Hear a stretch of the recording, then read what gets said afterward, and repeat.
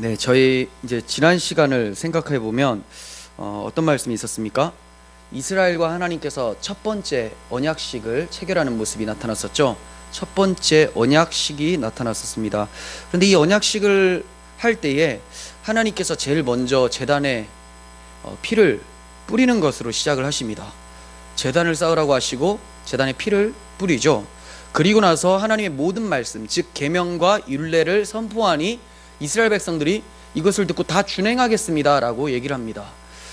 이에 대해서 하나님께서 다른 말씀하지 않으시고 남은 피를 이제 이스라엘 백성들에게 뿌려버려라 이렇게 말씀하세요. 그렇게 피를 뿌리게 되니까 언약식이 체결이 되는 것을 보게 됩니다. 이 언약의 피가 언약을 체결하는 유일한 근거라는 것을 얘기를 우리가 살펴봤습니다.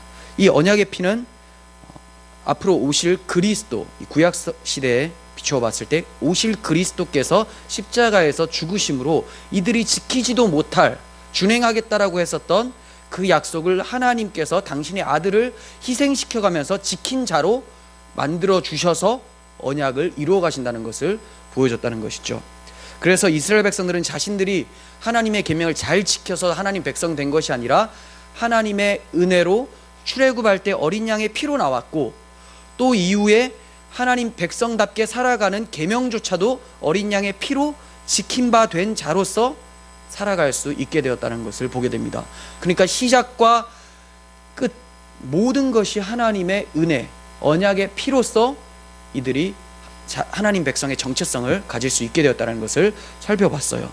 자, 오늘 본문은 이어지는 내용인데, 이어지는 내용이지만 동시에 같은 상황 속에서 나타나는 내용들입니다. 9절에서 10절을 보시면요, 모세와 아론과 나답과 아비후와, 나답과 아비후는 아론의 아들들이죠. 이스라엘 장로 70인이 올라가서, 그러니까 이스라엘 대표할 만한 사람들이 다 올라갑니다. 이스라엘의 하나님을 보니 그의 발 아래에는 청옥을 편듯하고 하늘같이 청명하더라 이렇게 말씀합니다. 이 말씀은 앞의 상황을 다른 각도로 다시 설명하는 내용이에요. 다시 설명하는. 그러니까 올라갔다가 내려와서 다시 올라가는 게 아니라 그 상황을 다시 한번 설명하는 거예요. 1절에서 8절, 즉 하나님의 계명을 들은 이스라엘 백성들이 다 준행하겠습니다 라고 하고, 하나님께서 그래 알았어, 이제 너희가 못 지킬 게 뻔하니까 일단 벌부터 받자. 그 벌을 누가 받습니까? 제물이 받는 거죠. 하나님께서 대속 제물을 가지고 오셔서 제사를 드려버리심으로써 언약식을 체결했죠. 이 언약식 상황을 다른 각도에서 지금 또다시 보여주고 있는 거예요. 그래서 이들이 또 산에 올라간 것이 아니라 올라간 상태로 다시 설명하는 것을 보게 되는 거죠. 이해가 되십니까? 저는 처음에 이거 이해하기까지는 왔다 갔다 하는 줄 알았는데, 올라가서 이제 언약식 체결 후에 무엇을 했는지를 초점 두기 위해서 다시 설명하는 거예요. 그런데 본문의 묘사를 통해서 알 수 있는 것은 이들이 올라간 시내산 정상 가까이라 할지라도 하나님의 발판밖에 되지 않는다는 것을 우리는 알게 돼요. 엄청 올라갔습니다. 이스라엘 백성은 저 밑에 있고, 이스라엘 백성들을 대표하는 자들이 한참 올라왔어요. 모세는 좀 더 높이 올라왔고, 아론은 그 밑에, 그리고 장로들은 그 밑에 한참 올라왔음에도 불구하고 여기 어디라고요? 하나님의 발판이었더라 이렇게 표현하고 있습니다. 이사야 66장 1절에 이렇게 말씀하세요. 여호와께서 이와 같이 말씀하시되 하늘은 나의 보좌요 땅은 나의 발판이니 너희가 나를 위하여 무슨 집을 지으랴? 내가 안식할 처소가 어디랴? 어떤 상황에서 말씀하시는 겁니까? 이스라엘 백성들이 하나님께 집을 지어드려야 되겠다고 하면서 막 열심을 다하고, 다윗도 하나님의 집을 지어드려야 되겠다라고 했고 그랬었죠. 하나님께서 하늘의 하늘들이라도 하나님을 감당하지 못하겠는데 하물며 요런 성전 이런 거 가지고 너희 손으로 지은 것으로 내가 살겠느냐 이런 거예요. 그러니까 하나님은 우리가 아무리 멋지게 지어놔도 거기에 거할 정도로 수준이 낮으신 분이 아니다 이것을 말씀해요. 그러니까 인간들이 아무리 올라가고 올라가봤자 그 어디라고요? 하나님이 제일 아래 발판밖에 안 된다라는 것을 우리는 보게 됩니다. 세상 사람들은 저마다 고지 꼭대기에 올라가서 자기를 높이려고 안간 힘을 씁니다. 심지어 기독교인이라고 해서 예외가 아니에요. 종교행위라는 것을 하게 됩니다. 종교행위. 그러면서 무엇을 높입니까? 종교 행위하고 있는, 예배하는 자신을 높이게 되죠. 그러니까 이러한 사람들은 사실 그리스도인이라고 할 수가 없습니다. 왜 그렇습니까? 자신을 높이는 정신은 바벨탑 정신이기 때문에, 하나님을 거역하고 반역하는 바벨탑 정신이기 때문에 그렇습니다. 하나님이 계신 하늘 꼭대기까지 내가 높아지겠다라고 하는 그 정신. 하지만 이들이 아무리 그렇게 하늘 꼭대기까지 올라가 본다 할지라도 올라갈 수 있겠습니까? 못 올라간다는 거예요. 그게 창세기 11장에 나와요. 4절 보십시오. 또 말하되 자 성읍과 탑을 건설하여 그 탑 꼭대기를 하늘에 닿게 하여 우리 이름을 내고 온 지면에 흩어짐을 면하자 하였더니 여호와께서 사람들이 건설하는 그 성읍과 탑을 보려고 내려오셨더라. 이게 초점이죠. 한참 올라가자라고 했어요. 하나님은 어떻다고요? 야, 언제 올라올 거냐? 세상 사람들이 막 올라가려고 합니다. 아, 올라와 봐라. 아, 지루해 죽겠다. 언제 올라올 거냐? 너희들이 도대체 어디까지 올라와야지 스스로는 자기들끼리는 난 이 정도 높은 자야, 난 이 정도 돈이 있고 명예가 있어 하지만 하나님은 아, 이제 다 올라왔냐? 그래, 이제 내가 내려갈게, 이렇게 말씀하신다는 거예요. 바벨탑이 아무리 높아도 하나님의 발판조차도 안 된다는 것을 성경에서는 얘기하고 있습니다. 하나님이 내려오셨더라. 이것이 인간의 현실이죠. 높아지려는 모든 시도를 그치고 하나님의 불러주심, 즉 긍휼함을 간구해야 될 뿐이에요. 인간들은 하나님의 긍휼하심을 바라봐야 될 뿐이라는 거죠. 내려와 주시는 하나님을 기대할 뿐이라는 거예요. 무슨 올라갑니까? 많은 종교들은 다 올라가는 것을 추구합니다. 자, 나는 이쪽으로 올라가겠다, 너는 저쪽으로 올라가라. 하지만 정상 꼭대기에서 만나는 건 다 같지 않냐? 그래서 다원주의, 종교다원주의가 생기죠. 하지만 기독교는 너희들 올라가라, 우리는 안 올라간다. 왜? 올라갈 수 없는 자들이니까. 그 대신 우리 하나님이 나에게 내려와 주신다고 약속하셨다. 이게 기독교죠. 그래서 하나님이 내려오심을 간구하며 긍휼하심을 바라야 되는 거예요. 이게 기독교입니다. 하나님의 발이 임한 시내산의 모습이 청옥과 하늘 같은 청명함이 있었다라고 표현을 하고 있습니다. 하나님의 발이 임한 곳에 청옥과 하늘 같은 청명함이 있었더라. 이게 어떤 느낌이 듭니까? 이것은 하나님의 거룩함을 나타내는 상징적인 표현이에요. 거룩함. 이러한 곳이 하나님 나라예요. 하나님의 거룩한 발판, 하나님의 통치가 있는 곳이 하나님 나라입니다. 그런데 이러한 청옥 상태가 새하늘과 새 땅에서는 그 땅, 그 하늘만 이러한 모습이 아니라 거기에 구성원들, 하나님의 백성들, 즉 교회까지도 청옥과 같은 모습이라고 성경에서 얘기를 하고 있어요. 계시록 21장 20절 보시면 다섯째는 홍만호요, 여섯째는 홍보석이요, 일곱째는 황옥이요, 여덟째는 노곡이요, 아홉째는 담황옥이요, 열째는 비치옥이요, 열한째는 청옥이요, 열두째는 자수정이라, 이렇게 말씀합니다. 청옥이 나오죠. 청옥. 이것은 이제 성곽에 새하늘과 새 땅을 구성할 때 그 성이 있는데 하나님이 거하시는 곳이에요. 거기에 성이 있는데 성곽이 12기초석을 말해요. 그런데 이것은 12지파를 의미하는 교회를 상징하는 모형으로 나타났습니다. 상징적인 표현이에요. 하나님의 발이 임하신 거룩한 곳에서 거룩한 무리로 서게 되는 것이 교회의 결말이라는 것을 계시록에서 보여주고 있는 거죠.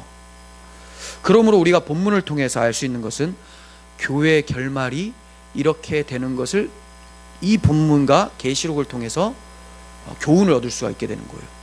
그러니까 지금 아무리 올라가려고 발버둥 치고 있는 세상 사람들의 모습들은 결국은 올라갈 수가 없고 하나님이 내려오셔서 심판을 맞이하게 되겠죠. 바벨탑이 무너지는 것처럼 심판이 임하겠지만 하나님의 은혜를 구하면서 하나님께서 올라오라라고 불러주심을 간구한 자들의 모습은 결국은 청옥과 같은 하나님의 거룩한 백성으로서 서게 된다는 것을 우리에게 약속해주고 계시는 겁니다.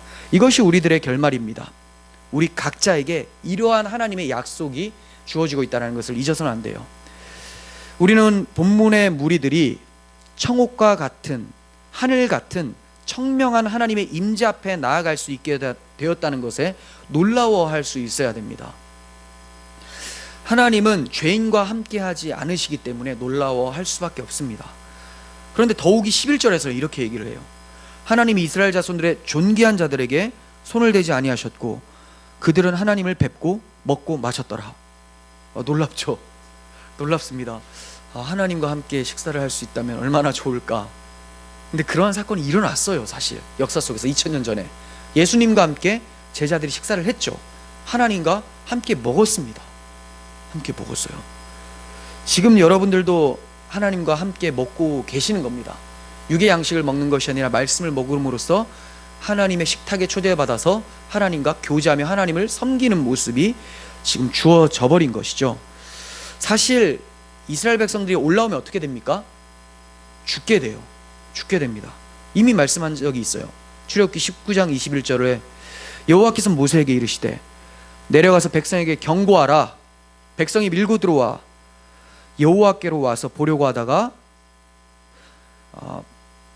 많이 죽을까 하노라. 많이 죽을까 하노라. 이렇게 말씀합니다. 무슨 말이에요? 밀고 들어오면 오는 족족 다 죽는다. 그래서 하나님께 경고하러 가셨어요. 그런데 이 경고가 왜 갑자기 없어집니까? 어떻게 이들이 하나님을 뵙고 먹고 마실 수가 있게 되었습니까? 죽음의 경계를 범한 거잖아요. 더욱이나 하나님을 뵙고 마셨다는 것은 하나님과 교제했다는 건데, 하나님과 한 가족처럼 지냈다는 건데 어떻게 이럴 수가 있습니까? 바로 지난 시간에 살펴본 번제와 화목제가 드려졌기 때문에 그래요. 번제와 화목제가. 그리고 그 피가 제단과 백성에게 뿌려졌기 때문에 그렇습니다. 뿌려졌기 때문에. 하나님은 번제와 화목제와 그 피를 통해서 이것은 죄사함을 얻게 하려고 많은 사람을 위하여 흘리는 바 곧 나의 피, 언약의 피다라고 하신 그리스도 하나님의 아들의 보혈을 보신 거예요. 번제와 화목제와 그 피를 통해서 자기 아들의 피를 이미 내어다 보신 것입니다. 이 언약의 피가 그들이 하나님을 뵙게 할 뿐만이 아니라 하나님의 식탁으로 초대하게 했어요. 그들이 하나님 앞에서 먹고 마시게 된 겁니다. 계시록 7장 14절에서는 하나님 앞에 나아가는 사람들에 대해서 이렇게 질문하고 답을 합니다. 내가 말하기를 내 주여 당신이 아시나이다 하니 그가 나에게 이르되 이는 큰 환난에서 나오는 자들인데 어린 양의 피에 그 옷을 씻어 희게 하였느니라. 그러므로 그들이 하나님의 보좌 앞에 있고 또 그의 성전에서 밤낮 하나님을 섬김에 보좌에 앉으신 이가 그들 위에 장막을 치시리니, 그들이 거룩하게 깨끗한 모습으로 청옥과 같은 모습으로 하나님 앞에 나오고 있습니다. 무엇 때문에 그렇습니까? 어린 양의 피가 그들 가운데 뿌려졌기 때문이라고 얘기를 합니다. 오늘 본문에서도 그 피가 뿌려졌기 때문에 이스라엘의 거룩한 자들이 하나님 앞에 서게 되었다라고 얘기를 하고 있습니다. 우리가 하나님께 예배하는 것, 기도하면서 하나님과 교제하는 것, 이런 것이 그냥 되는 게 아니에요. 아무에게나 주어지는 것이 아니라 세상에서 가장 값진 희생이 따르고 나서 주어진 특권이라는 거예요. 예수 그리스도 하나님의 아들의 피가 뿌려져서 기도할 수 있고 예배할 수 있고 말씀을 보고 이해할 수 있게 되었다는 거죠. 그러니까 이것은 우리에게 짐이 아니라, 예배를 짐으로 여기는 사람들은 기독교인이 아니겠죠. 근데 왜 교회 안에 예배를 짐으로 여기는 사람들이 많습니까? 예배 하나 더 만든다고 하면 왜 이렇게 반대를 합니까? 1시간 더 하겠다라고 하면 왜 이렇게 힘들어합니까? 이게 선물이라고 못 느끼기 때문에 그래요. 그리스도의 피로 인해서 그 뿌림을 받아서 나에게 찾아온 하나님의 선물이라는 것을 몰라서 그래요. 기도하는 것이 왜 이렇게 고됩니까? 그리스도의 피를 생각하지 않고 내가 무언가를 해야 된다, 무릎 아프게 무릎을 꿇어야 된다라고 생각을 하니까 이게 짐이 되는 것이죠. 우리에게 행해지는 것은 종교적 행위가 아니라 하나님의 사랑에 맺어지는 열매로서 나타나는 행위라는 것을 여러분들이 아셨으면 좋겠습니다. 우리에게 허락하신 이 예배를 귀하게 값지게 드릴 수 있었으면 좋겠습니다. 12절을 보겠습니다. 여호와께서 모세에게 이르시되 너는 산에 올라 내게로 와서 거기 있으라. 내가 그들을 가르치도록 내가 율법과 계명을 친히 기록한 돌판을 내게 주리라.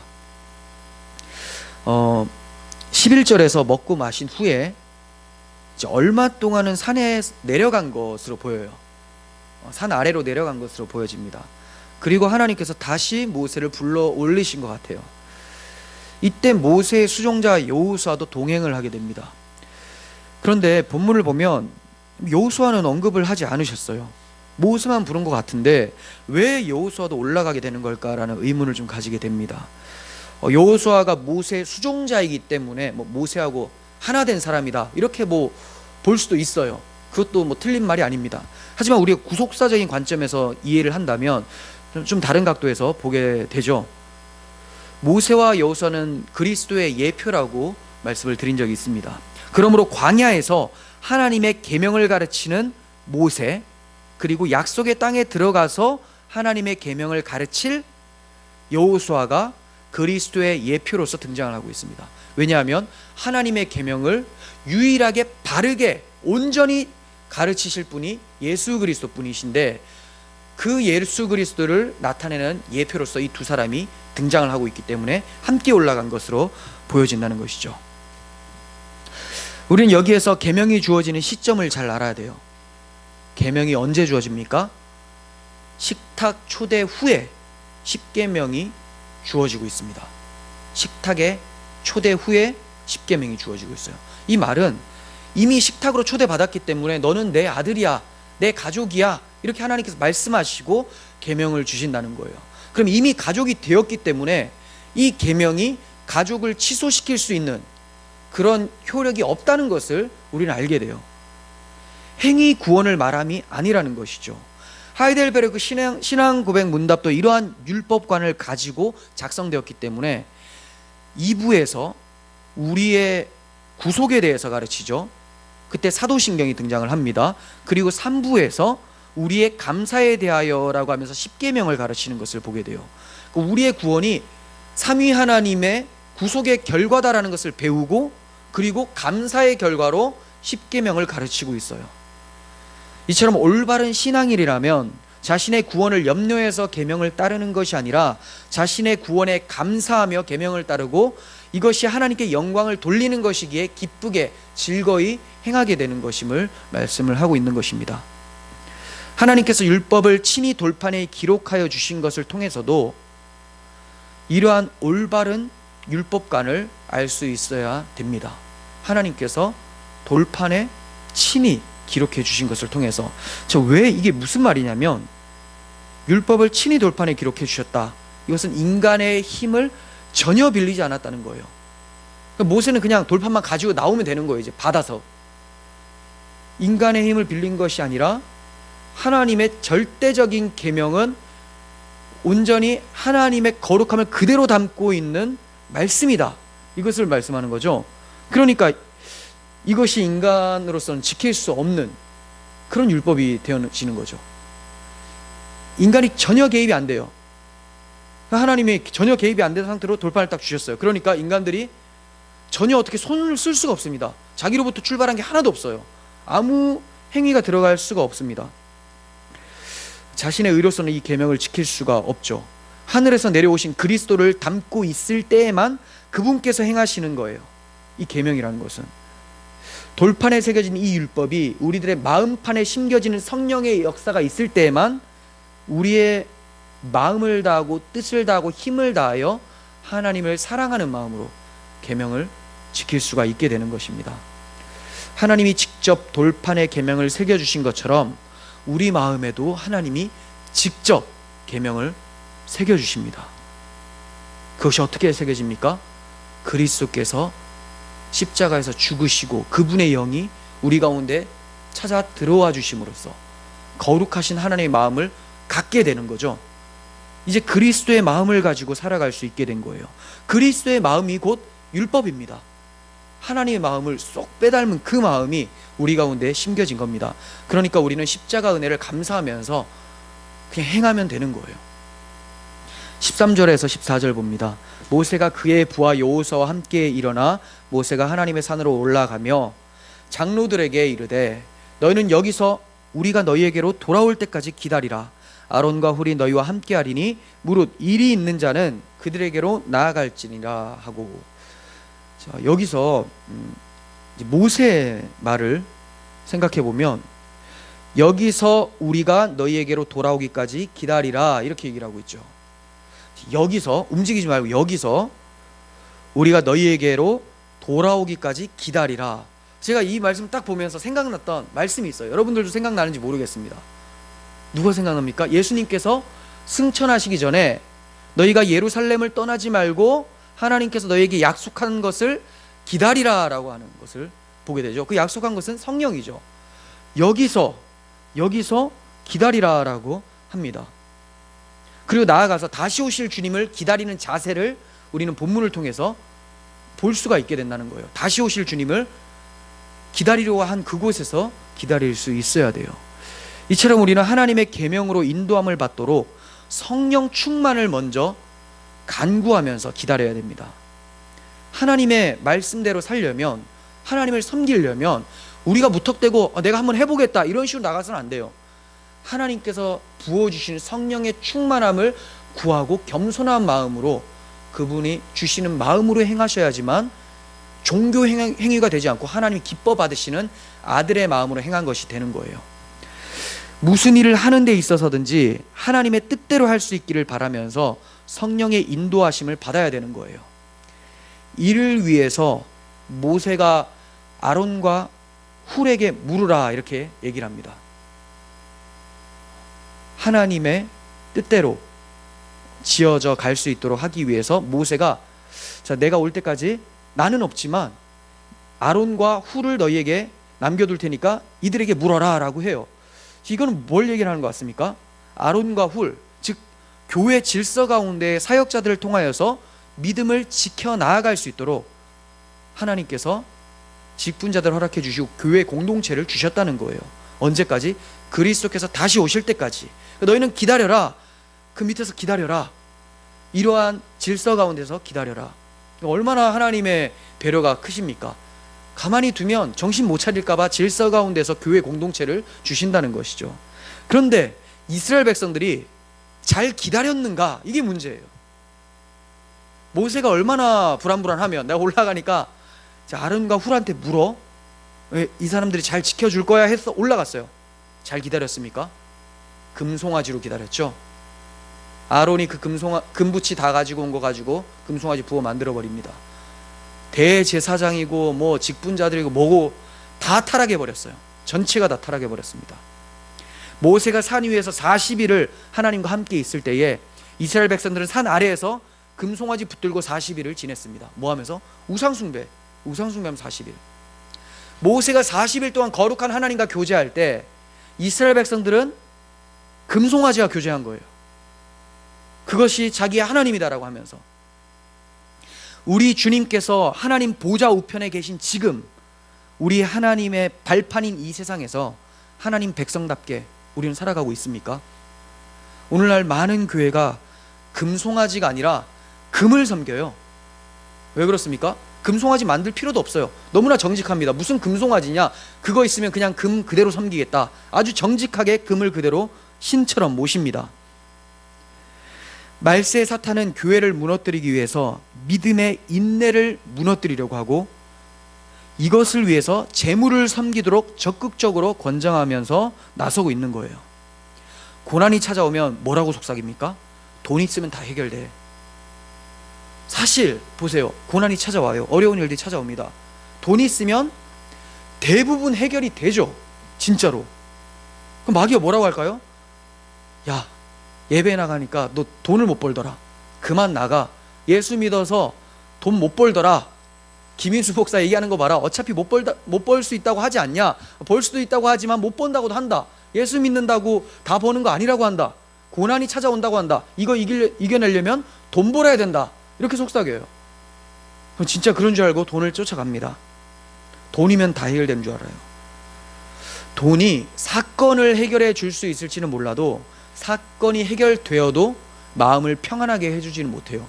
마음에서 일어난 사건은 해결을 못합니다. 누구만 할 수 있습니까? 하나님만이 할 수 있는 거죠. 하나님께서 주시는 강물과 같은 평강이 우리 가운데 밀려 들어와야 되는데 돈이 그걸 할 수가 없어요. 그러나 이것을 알지 못하고 마귀의 속삭임에 넘어가는 교회의 현실을 마주한다는 것이 얼마나 참담한지 우리가 지금 그런 걸 많이 보고 있지 않습니까? 얼마나 많은 교회가 돈에 넘어지고 횡령과 비리 이런 것들이 많이 나타나고 있습니까? 돈에 깨어 있어야 돼요. 돈에 껴있다는 것은 마귀의 공격 루트를 깨어서 볼 수 있어야 된다는 거예요. 그래야지 뭐 방어를 하죠. 돈을 이길 수 있는 힘은 뭡니까? 그리스도의 십자가 보혈, 그 십자가 사랑밖에 없다는 것을 우리는 알아야 됩니다. 삶이 고통스러우십니까? 예수님께서 말씀하세요. 불의한 재판장이 말한 것을 들어봐라. 하물며 하나님께서 그 밤낮 부르짖는 택하신 자들의 원한을 풀어주시지 않겠느냐? 그들에게 오래 참으시겠느냐? 내가 너희에게 이르노니 속히 그 원한을 풀어주시리라. 아멘입니까? 아멘이죠. 하나님께서 속히 풀어주신다고 말씀하세요. 그런데 주님께서 한마디 더 하십니다. 이어서 우리가 아멘이라고 하지만 주님 뭐라고 하십니까? 그러나 인자가 올 때 세상에서 믿음을 볼 수 있겠느냐? 그만큼 속히 온다고 해도 사람들은 다 자기 기준에 내가 생각해보니 이건 속히가 아니다 라고 해버리면서 하나님 거짓말했네, 아 나 하나님 못 믿겠다, 어차피 늦게 올 거면 좀 더 돈의 노예가 되어 있다가 하나님 오실 때 돈 버리겠다. 노예가 되어 있는데 어떻게 노예가 주인을 버립니까? 뭐 안 됩니다. 그러니까 인자가 올 때 믿음을 볼 수 있겠느냐라고 하신 예수님의 마음이 좀 느껴지게 되는 것이죠. 돌아오리라고 약속한 모세도 돌아왔어요. 그런데 우리 주님이 돌아오지 않으시겠어요? 다시 돌아오실 때에 우리가 어떤 모습으로 주님을 맞이하는가가 중요한 거예요. 주님은 반드시 오십니다. 그런데 주님 다시 오실 때 우리가 금송아지 붙들고 심판주를 맞이하게 되는가, 그런 거짓 신앙으로 주님을 맞이하게 되는가, 아니면 비록 지금 고통 속에서 눈물을 흘릴지라도 그날의 위로의 눈물을 흘릴 것을 기대하며 구원 신앙으로 구원의 주를 맞이하면서 기다리는가, 이게 중요한 것이죠. 약속하신 성령이 우리들과 함께 계시니까 두려워하지 마시고 믿음의 걸음을 걸어가시기를 바랍니다. 하나님께서는 우리에게 그냥 참으라라고 하지 않으세요. 내가 약속한 성령을 너에게 보내줬으니까 기다려라 라고 말씀합니다. 성령께서 우리를 이끄실 줄 믿습니다. 18절, 모세는 구름 속으로 들어가서 산 위에 올랐으며 모세가 40일 40야를 산 위에 있으니라. 40일 동안 시내산 위에 있었다고 합니다. 그러면서 40일 동안 모세가 무엇을 들었겠습니까? 성막 식양에 대해서 배웠습니다. 성막이 무엇인지, 성막을 어떻게 만들어야 되는 것인지를 하나님께서 자세하게 설명을 해주세요. 그것이 25장부터 31장에 나오죠. 이제 우리가 앞으로 하게 될 텐데 성막에 대한 내용이 아주 상당히 길게 나옵니다. 우리는 십계명이 굉장히 중요하다고 생각을 하죠. 중요합니다. 하지만 십계명 분량보다, 십계명과 율례 다 합친 분량보다 뭐가 더 길어요? 성막이 더 길다는 거예요. 성막이. 왜 그렇습니까? 성막이 도대체 뭐길래? 번제단이 뭡니까? 물두멍이 뭡니까? 촛대, 분향단, 진설병, 이거 다 뭡니까? 예수 그리스도의 십자가 대속의 모형이지 않습니까? 그러므로 너무나 중요한 거예요. 율법도 예수 그리스도의 거룩함을 나타냅니다. 하지만 이 거룩함을 인간들이 감당해낼 수가 없기 때문에 예수님께서 십자가에서 피 흘려서 당신의 거룩함을 우리에게 수여해 주신다는 이 복음이 25장부터 31장까지 나오는 거예요. 그러니까 모세가 거기 올라가서 그냥 먹고 자고 이런 거 한 게 아니라 하나님과 교제하면서 성막 복음의 기쁨을 누리고 있었다는 것을 우리는 알게 돼요. 근데 그 밑에서 뭐 했다고요?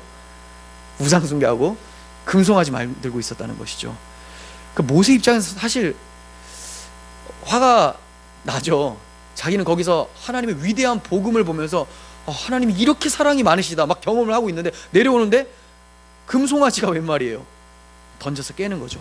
물론 이 던져서 깨는 것은 단지 모세가 성질나서만 깬 건 아니에요.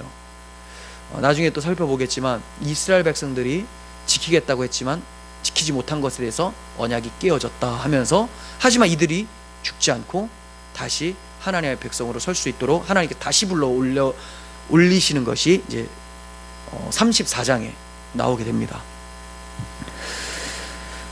예수 그리스도의 십자가 구속에 대한 성막이 길게 나온다고 말씀을 드렸습니다. 이러한 성막의 의미를 아는 신약의 성도들은 하나님께서 40일을 모세에게 복음의 비밀을 말씀하셨다는 것을 알게 되죠. 이것을 알게 되기 때문에 구약 이스라엘이 하나님의 영광을 보고 또 하나님을 뵙고 먹고 마실 수 있게 되었다는 것도 우리는 해석할 수가 있는 거예요. 그러면 예표가 아니라 실체이신, 성막의 실체이신, 번제와 화목제의 실체이신 예수께서 오신 지금은 얼마나 더 선명하고 하나님을 뵙고 먹고 마실 수 있게 되었단 말입니까?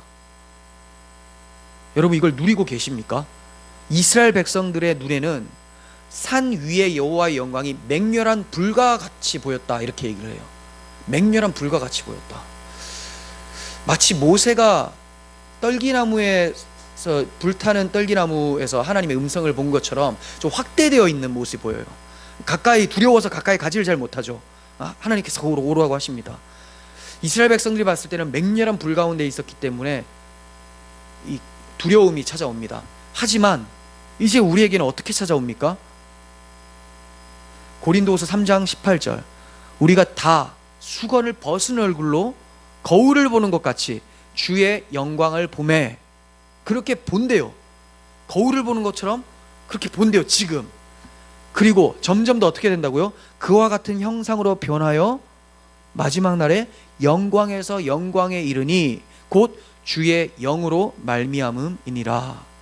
네, 하나님과 지금도 대면하면서 앞으로 완전히 대면할 그날이 임한다라는 것을 말씀하고 있어요.